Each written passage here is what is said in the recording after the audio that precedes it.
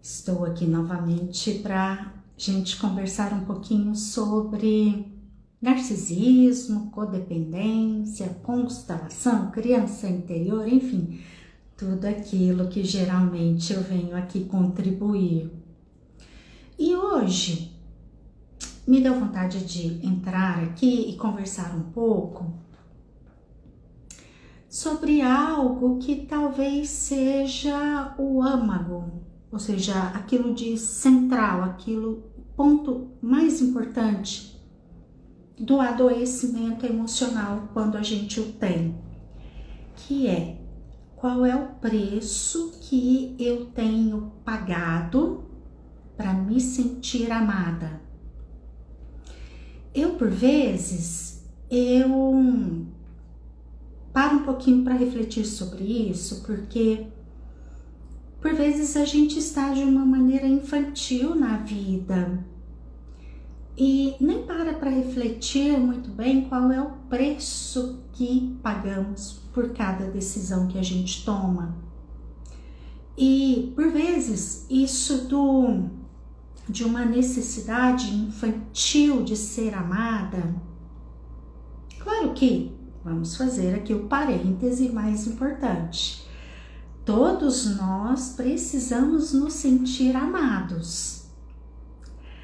Nós somos animais mamíferos e, portanto, nós temos determinada parte do nosso cérebro que é de origem mamífera e que nos traz essa característica. A gente precisa da conexão com o outro, de ser vistos pelo outro.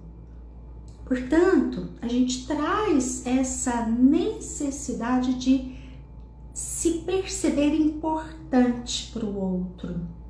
Agora, como que a gente se posiciona em relação a isso? De uma forma adulta ou de uma forma infantil? Porque quando a gente se posiciona de uma forma infantil, a gente paga caro e recebe migalhas de afeto, ou recebe afetos que por vezes não são migalhas, mas afetos tóxicos. E aí são situações que sinceramente a gente tem que parar e pensar um pouquinho, porque aí está o ponto do questionamento que eu trago aqui hoje. Qual é o preço que você paga para se sentir amada, para se sentir importante, para se sentir com o lugar? Não pode ter preço, tá? Vou colocar aqui então a resposta para a pergunta. Não pode ter preço. Eu acho que isso que eu tô falando agora talvez seja um parâmetro interessante. Não pode ter preço, gente. O amor não pode ter preço. O amor tem que se basear numa troca, num equilíbrio entre o dar e o receber.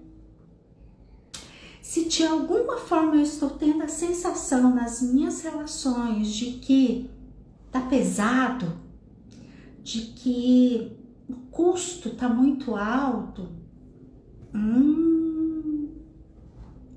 para e pensa melhor, porque tem aí desordens.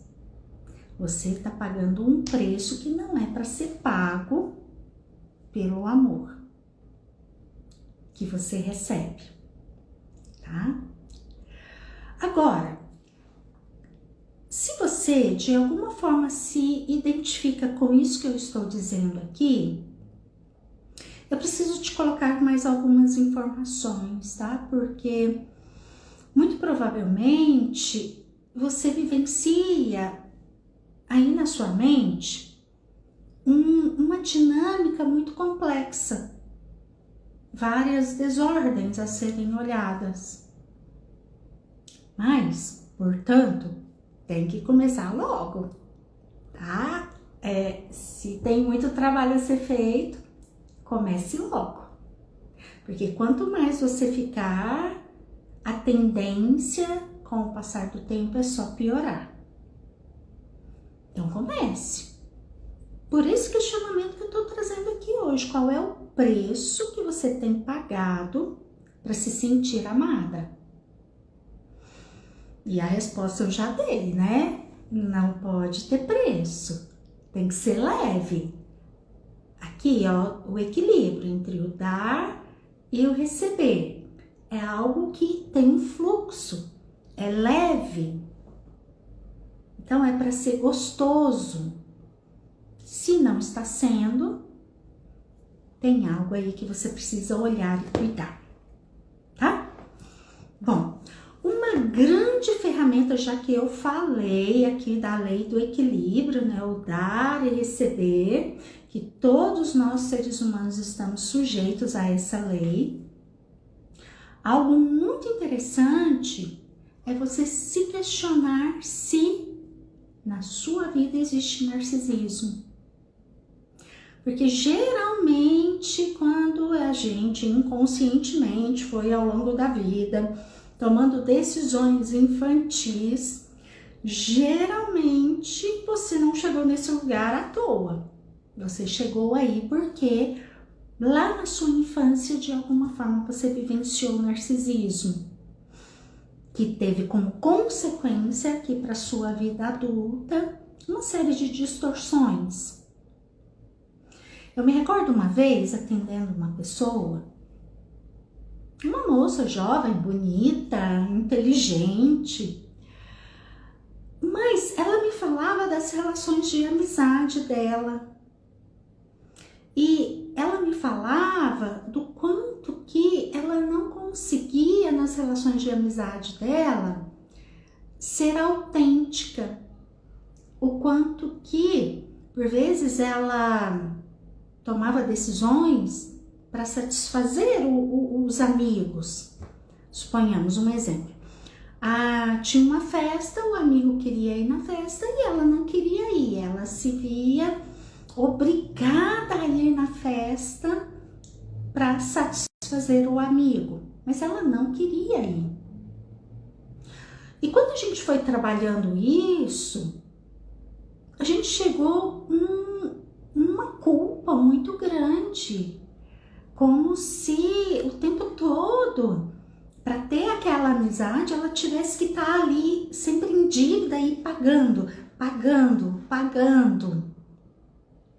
Opa, ó, não tá tendo um equilíbrio de troca nessa situação. O que tem aí é algo estático, né? Em que a pessoa fica aqui no lugar só de dar, como se ela fosse uma enorme devedora. Resumindo a história, essa moça, ela tinha uma mãe muito narcisista. Uma mãe que, desde que ela se entendia por gente, colocou ela num lugar de que ela, filha, tinha que estar sempre no lugar de pagar algo para a mãe. Tinha que estar sempre no lugar de dívida. Eu te dei a vida, você tem que fazer tudo por mim. E ela projetava essa relação lá para as relações de amizade. Agora, veja bem que essa pessoa veio para terapia para olhar algo da vida presente dela. E em certo momento a gente chegou em algo lá do passado. Sim, narcisismo tem essa configuração. Se você não parar, não olhar, não redefinir, não cuidar, você vai ficar ad eterno projetando aquilo que está lá no seu inconsciente para suas relações aqui do presente. Outro exemplo. Eu me recordo uma paciente que sofreu muito com o chefe. E o chefe só sobrecarregando, jogando um monte de atividades que não estavam no contrato de trabalho dela. Então, ela deixava de de vivenciar demandas da família dela, da vida pessoal dela, como, por exemplo, ela levava um monte de trabalho para casa, e final de semana estava ela lá trabalhando e ela poderia estar com o marido, com os filhos, mas ela deixava os filhos e o marido de lado para preciso trabalhar, preciso, como se ela tivesse num estado de eterna dívida com aquele chefe. E um chefe narcisista, abusador, o tempo inteiro sobrecarregando e jogando mais e mais tarefa, sem reconhecimento e fazendo ela se sentir cada vez mais desqualificada. No processo de terapia também, trabalhando ao longo do tempo, chegamos lá numa configuração com um pai narcisista. Um pai que lá na infância colocou uma série de valores para ela com muito rigor. Eu me recordo de um dos valores que esse pai colocou para ela, que trabalho acima de tudo, trabalho acima de tudo. Aí ela chega aqui na vida atual, presente, ela projetava isso para o trabalho. Ainda mais tendo um chefe homem, ela projetou aquela figura de autoridade lá, que era o pai lá na infância, nesse chefe aqui do presente. E ela sofria horrores, como se ela deixar aquele trabalho para fazer na segunda-feira, lá no horário normal do expediente de trabalho, como se fosse uma profunda desobediência de uma criança pequena ao pai, com muito medo de não ser amada pelo pai, de perder o amor do pai. Mas peraí, é o chefe ou é o pai? Bom, resumindo aqui, eu estou falando de narcisismo na família. Resumindo aqui, quero te contar que muitas vezes a constelação vai contribuir imensamente com questões de narcisismo, sim. Citei aqui 2 exemplos de terapia, mas essas duas pacientes, num determinado momento, se beneficiariam muito de uma constelação para olhar para esse narcisismo que é sistêmico e colocar a ordem aí. Tenho percebido ao longo do meu trabalho que várias pessoas chegam até mim, seja para constelação, seja para terapia, e me contam que alguns consteladores dizem que não se pode constelar questões de narcisismo. Eu tenho batido muito na tecla de que isso é um equívoco. O argumento que alguns consteladores usam é que se você disser que o pai é narcisista ou que a mãe é narcisista, isso é julgamento, isso é desordem, você está excluindo o pai, você está excluindo a mãe. Eu afirmo que não. Eu afirmo que tem como você constelar colocando a pessoa em ordem com a própria vida dela, mas também ela conseguindo a ordem em relação aos pais.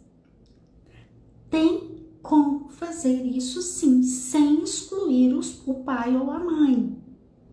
Mas é imprescindível olhar para o narcisismo e colocar a ordem em relação ao narcisismo também. Porque é um adoecimento importante. É um adoecimento que traz um impacto na vida desses filhos de uma proporção imensa, numa proporção em que gera um sofrimento emocional que a pessoa não precisa ficar com esse adoecimento. É possível sim colocar a ordem.